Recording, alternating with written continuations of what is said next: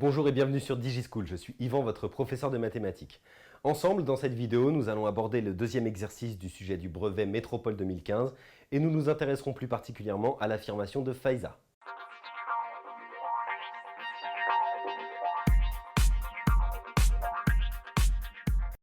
Dans cet exercice, il est question d'un programme de calcul sur lequel ont travaillé 4 élèves différents qui ont chacun fourni une affirmation.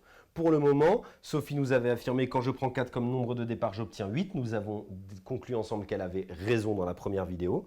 Dans la deuxième vidéo, nous avions étudié l'affirmation de Martin qui nous dit en appliquant le programme à 0, je trouve 0 et nous avions prouvé qu'il avait également raison. Cependant, Gabriel avait tort. Gabriel nous disait, moi j'ai pris moins 3 au départ et j'ai obtenu moins 9. En fait, effectivement, de moins 3, on obtenait non pas moins 9, mais moins 6. Donc Gabriel a tort. Maintenant, dans cette vidéo, nous allons ensemble étudier l'affirmation de Faiza qui nous dit pour n'importe quel nombre choisi, le résultat final est égal au double du nombre de départ. Au regard des précédents résultats, on peut se dire que potentiellement Faiza a raison. Effectivement, 4, si je multiplie par 2, ça fait 8. 0 multiplié par 2, ça fait 0. Et moins 3 multiplié par 2, ça fait moins 6. Autrement dit, effectivement, le résultat que nous avons trouvé dans la vidéo précédente.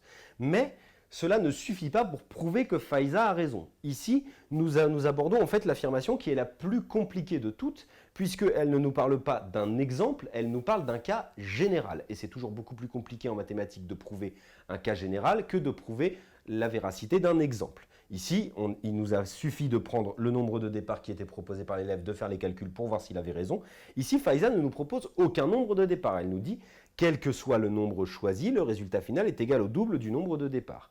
Eh bien, nous allons voir ensemble si cela fonctionne ou pas.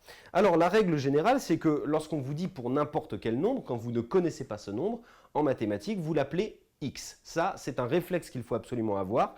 Donc, on vous dit pour n'importe quel nombre choisi, ça veut dire que je vais choisir un nombre au hasard. Autrement dit, je vais choisir x. Ce que je vais faire, c'est que je vais faire tous les calculs de mon programme. Et si à la fin, je vois que j'arrive à 2x, puisque le double de x, c'est 2x, si j'arrive à 2x, ça voudra dire que Faiza a raison. Si j'arrive à autre chose que 2x, ça voudra dire que Faiza a tort. Alors, voyons voir ensemble ce que ça donne. Je lui ajoute 8. Eh bien, x plus 8, eh bien, ça fait x plus 8. Je ne peux pas faire grand-chose de mieux. Attention, ça ne fait surtout pas 8x. Faites très attention à ce genre d'erreur qui est assez courant. X plus 8, ça fait x plus 8. Je multiplie le résultat par 3. Alors, ça va nous faire 3 fois x plus 8, entre parenthèses, que je peux développer en 3x plus 3 fois 8, c'est-à-dire 24. À partir de là, je soustrais 24. D'accord? Enlever 24, c'est l'étape suivante. Moins 24, et bien 3x plus 24 moins 24, les 24 vont se simplifier, ça va nous donner 3x. Et enfin, de 3x, j'enlève le nombre de départ, autrement dit, j'enlève x. 3x moins x, c'est comme 3x moins 1x. Si j'ai 3x et que j'en enlève 1, il va m'en rester 2. Et effectivement, on constate que Faiza a raison, puisque lorsqu'on prend x comme nombre de départ, on obtient 2x comme nombre d'arrivée. Autrement dit, quand on prend n'importe quel nombre, on obtient son double à la fin. Donc effectivement, on peut dire que Faiza a raison. Donc, bilan de l'exercice. Sophie, Martin et Faiza ont tous les trois raison, alors que Gabriel a tort, il a fait une erreur de calcul. Donc, effectivement, on constate que chaque nombre choisi donne le double comme résultat. Au passage, si vous aviez voulu commencer par Faiza, ce qui est tout à fait possible, puisqu'ici, dans l'énoncé, on ne vous donne pas l'ordre dans lequel vous devez travailler. On vous l'induit, puisqu'on vous donne les 4 élèves dans cet ordre-là, donc généralement, de manière naturelle, vous allez choisir cet ordre-là. Mais en imaginant que vous ayez choisi Faiza dès le départ, vous aviez la réponse pour tous les autres.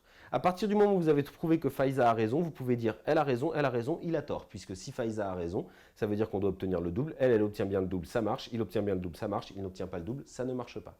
Et donc c'était réglé. On aurait pu passer beaucoup moins de temps sur cet exercice si on avait commencé par Faiza. Mais bien entendu, les gens qui font les sujets sont assez intelligents pour faire en sorte que vous ayez à traiter l'ensemble des choses. Mais évidemment, on n'enlèvera aucun point à un élève, au contraire, qui choisit de commencer par Faiza pour prouver que tous les autres ont tort ou raison.